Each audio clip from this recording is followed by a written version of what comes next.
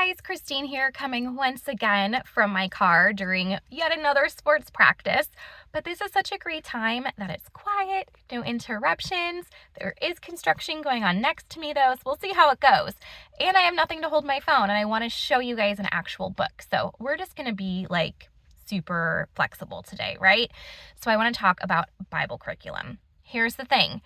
Years and years ago, I actually did another video that's probably still on my page somewhere about not using a Bible curriculum in your homeschool.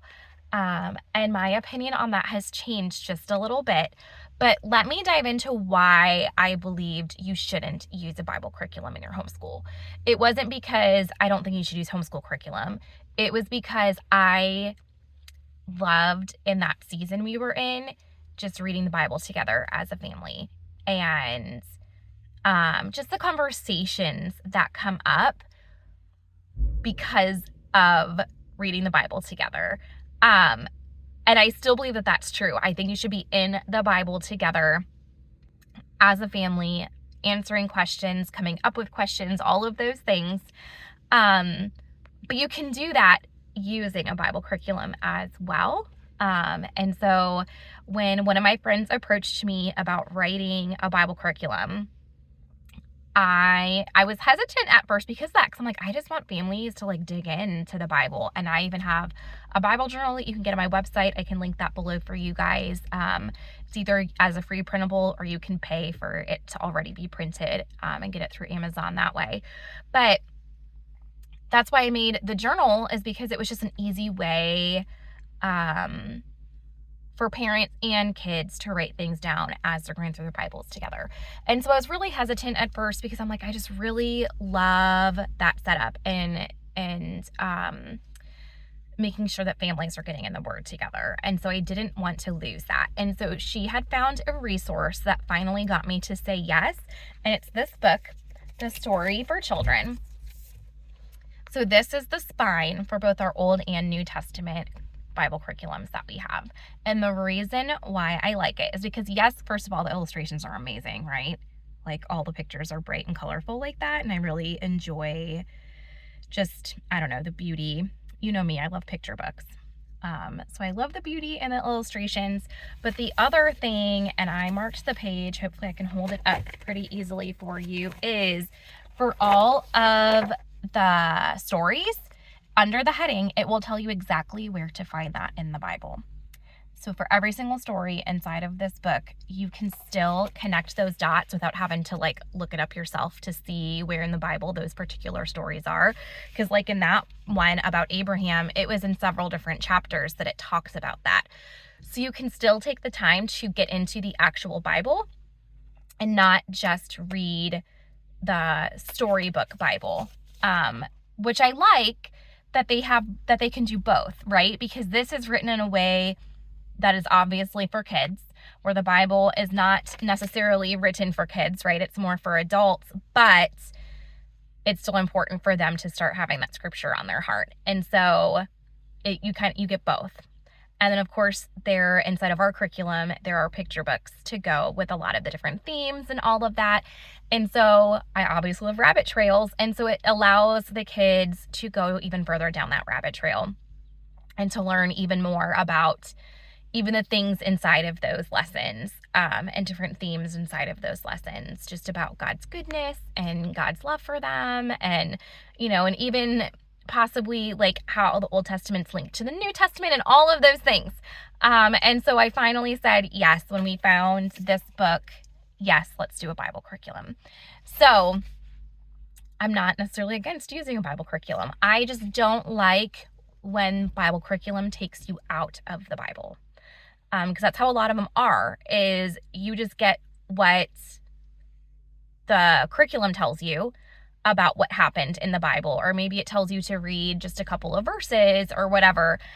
And that's where I feel like a lot of them fall short. And so I still want families to be in the Bible. I still want families to be able to have those discussions. And so I like that this has all those main stories that kids are supposed to learn, but that it shows you exactly where in the Bible to look to find those as well. And so I really think that's beautiful. So like I said, we have an Old Testament curriculum and we have a New Testament curriculum so that you can go through everything that's in the Storybook Bible and get all of those like really cool main stories about God and about Jesus and all of those other Bible characters, which is so silly to call them that, just people of the Bible. So something else that we have that I love, and was really important to me to include is inside of our writing membership, we have a Bible study. This is probably my favorite part. Like, there are months that we skip doing the actual writing portion of our membership lessons, but those Bible studies are what get me super duper excited. So every month there's a topical Bible study that goes along with whatever our main book is. And so for the month of April, it's Redwoods by Jason Chin. And so I was so inspired. I got to write this month's Bible study. I don't always write them, but it just worked out for me to be able to write April's. And so as I was reading Redwoods, I was so inspired that I kept thinking of different verses that I could use, and different chapters of the Bible that I could use that tied in with the redwoods, from seeds to fire to water to being how huge and tall they are, and all of these different things that I was able to pull through the book. And so usually our topics will be more of like creation, or I'm trying to think of some other past ones. I didn't like make a list before I did this. But more like different like pieces of character from the Bible, or different like more Bible topics as opposed to a topic like redwoods. And so that is just the topic, is redwoods, because there's all these different ties that the redwood trees have that I could pull out of to make a Bible study. And so that was a lot of fun. And so I love that we can do that as a family. And I love that there are scripture cards that we can use for memorization if we want, and that there are writing prompts or even discussion prompts. If you don't want to use it as a writing opportunity, they can absolutely be used as just discussion prompts. But every single